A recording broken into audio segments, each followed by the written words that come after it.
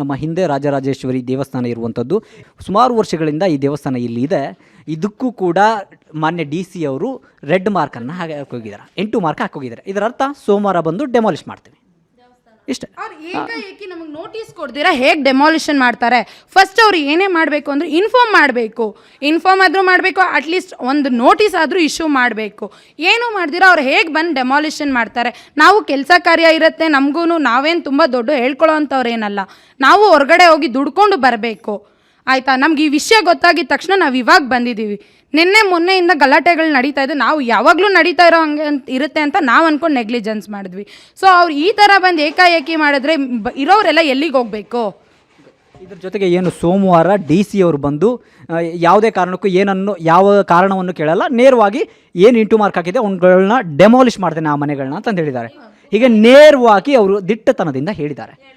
ಹಾಗಾದರೆ ನೀವು ಸೋಮವಾರ ಯಾವ ರೀತಿಯಾದಂಥ ಕ್ರಮಗಳನ್ನ ಅಥವಾ ಪ್ರೊಟೆಸ್ಟ್ ಮಾಡೋದಕ್ಕೆ ರೆಡಿ ಆಗಿದ್ದೀರಾ? 100% ಪ್ರೊಟೆಸ್ಟ್ ಮಾಡೇ ಮಾಡ್ತಾರೆ. ಯಾಕೆ ಅಂತಂದರೆ ಇಲ್ಲಿರೋರು ಫಸ್ಟೇ ಇನ್ಫಾರ್ಮ್ ಮಾಡಬೇಕು. ಅವರು ಏಕಾಏಕಿ 1 ದಿನ 2 ದಿನದಲ್ಲಿ ಖಾಲಿ ಮಾಡಿ ಅಂತಂದರೆ ಬರೋರೆಲ್ಲ ಎಲ್ಲಿಗೆ ಹೋಗಬೇಕು? ಇವತ್ತು ಬಂದ್ಬಿಟ್ಟು ನೀವು ನಾಳೆ ಖಾಲಿ ಮಾಡಿ, ನಾವು ನಾಳೆ ಹೊಡಿತೀವಿ ಅಂತಲೇ ಹೆಂಗೆ ಖಾಲಿ ಮಾಡೋಕ್ಕಾಗತ್ತೆ? ಇಲ್ಲಿರೋರೆ ನಂಬ್ಕೊಂಡಿರೋರೆಲ್ಲ ಎಲ್ಲಿಗೆ ಹೋಗಬೇಕು? ಅಡ್ವಾನ್ಸ್ಗಳು ಯಾರು ಕೊಡ್ತಾರೆ? ಬಾಡಿಗೆ ಅಂತ ಕೊಡ್ತಾರಾ? ನಾವೆಲ್ಲನೂ ಬೀದಿಯಲ್ಲಿ ಹೋಗಿ ಮಲ್ಕೋಬೇಕಾ ಸರ್? ಇಷ್ಟೆಲ್ಲ ಖರ್ಚು ಮಾಡಿ ನಾವು ಸಾಲ ಮಾಡಿ ಕೂಲಿ ಕೆಲಸ ಮಾಡೋರು ಸೈಟ್ ಮೇಲೆ ಕಾಸು ಹಾಕಿ ಇಷ್ಟೆಲ್ಲ ಮಾಡಿದ್ದೀವಿ. ನಮ್ಗೆ ಯಾರು ಇವಾಗ ಇದು ಮಾಡ್ತಾರೆ, ಸಪೋರ್ಟ್ ಮಾಡ್ತಾರೆ? ರಿಜಿಸ್ಟ್ರೇಷನ್ ಮಾಡ್ಬೇಕಾದ್ರೆ ಏನು ಮಾಡ್ಕೊಂಡಿದ್ರು ಗೌರ್ಮೆಂಟ್ ಅವರು? ಅವಾಗ ಹೊಡಿಬೇಕಾಗಿತ್ತಲ್ಲ. ಇವಾಗ ನಿಮಗೆಲ್ಲ ಬಂದೈತಾ ಬುದ್ಧಿ? ಅಲ್ಲ, ಅವಾಗ ರಿಜಿಸ್ಟ್ರೇಷನ್ ಮಾಡಬೇಕು ಬೇಕಾದ್ರೆ ಅವಾಗ ಗೊತ್ತಾಗಿಲ್ವಾ ಗೌರ್ಮೆಂಟ್ ಅವ್ರಿಗೆ? ಇದಾಗಲ್ಲ, ಇದು ಗೌರ್ಮೆಂಟ್ ಕೆರೆಗೆ ಸೇರುತ್ತೆ ಅಂತ ಅವಾಗ ಗೊತ್ತಾಗಿಲ್ವಾ ಗೌರ್ಮೆಂಟ್ ಅವ್ರಿಗೆ? ನಮ್ಮಮ್ಮ ಕೂಲಿ ಕೆಲಸ ಮಾಡಿ ಸೈಟ್ ತಗೊಟ್ಟು ಏನೋ ನಮ್ಮ ಮಕ್ಳು 3 ಹೆಣ್ಮಕ್ಳು, ನಮ್ಮ ಗಂಡು ಮಕ್ಳಿಲ್ಲ, ನಾವು 3 ಹೆಣ್ಮಕ್ಳು ಇರೋದು. ಹೆಣ್ಮಕ್ಳಿಗೆ ಒಂದು ಇದಾಗಲಿ ಅಂತೇಳಿ ಬಾಡಿಗೆ ಮನೆಯಲ್ಲಿದ್ದೀವಿ ಅಂತೇಳಿ 5 ಲಕ್ಷ ಸಾಲ ಮಾಡಿ ಬಾಡಿಗೆ ಮನೆಯಿಂದ ಬಿಡಿಸ್ಕೊಬಂದು ಇಲ್ಲಿ ಹಾಕಿದ್ರು. ಇವಾಗ ಇಲ್ಲಿಂದ ಓಡಿಸ್ರೆ ನಾವೆಲ್ಲಿ ಹೋಗ್ಬೇಕು? ಎಲ್ಲೋಗಿ ಸಾಯ್ಬೇಕು? ಬೀದಿಯಲ್ಲಿ ಮಲ್ಕೊಳ್ಬೇಕಾ ನಾವು ಹೆಣ್ಮಕ್ಳು?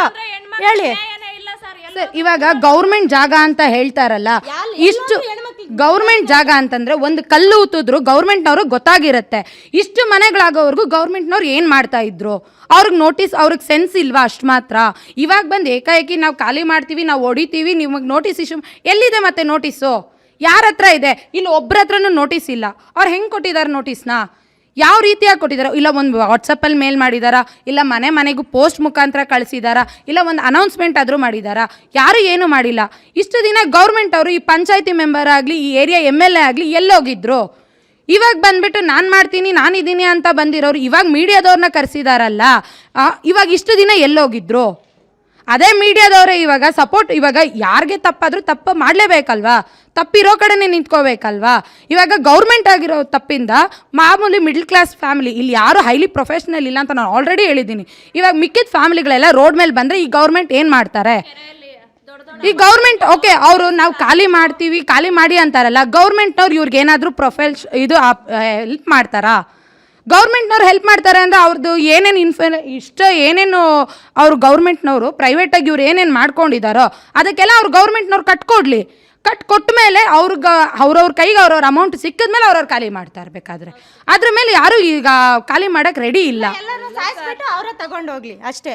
ನಾವಂತೂ ಖಾಲಿ ಮಾಡೋಕ್ಕಾಗಲ್ಲ, ನಾವೆಲ್ಲ ಹೋಗಿ ಬೀದಿಯಲ್ಲಿ ಮಲ್ಕೊಳಕ್ಕಾಗಲ್ಲ.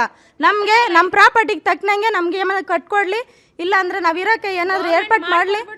ಆವಾಗ ಇಲ್ಲ ನಮ್ಮನ್ನು ಸಾಯಿಸ್ಬಿಟ್ಟು ತಳ್ಳಿಬಿಡ್ತೀವಿ ಅಂದರೆ ನಮ್ಮ ಮೇಲೇ ತಳ್ಳಿಬಿಡಲಿ, ನಾವು ಮನೆ ಬಿಟ್ಟು ಹೋಗಲ್ಲ ಅಷ್ಟೇ. ನಮ್ಮ ವಿಜಯವಾಹಿನಿ ನ್ಯೂಸ್ ಚಾನೆಲ್ನಲ್ಲಿ ಪ್ರಮೋಷನ್, ಜಾಹೀರಾತು, ಅಡ್ವರ್ಟೈಸ್ಮೆಂಟ್ ನೀಡಲು ಸಂಪರ್ಕಿಸಿ 9535808456.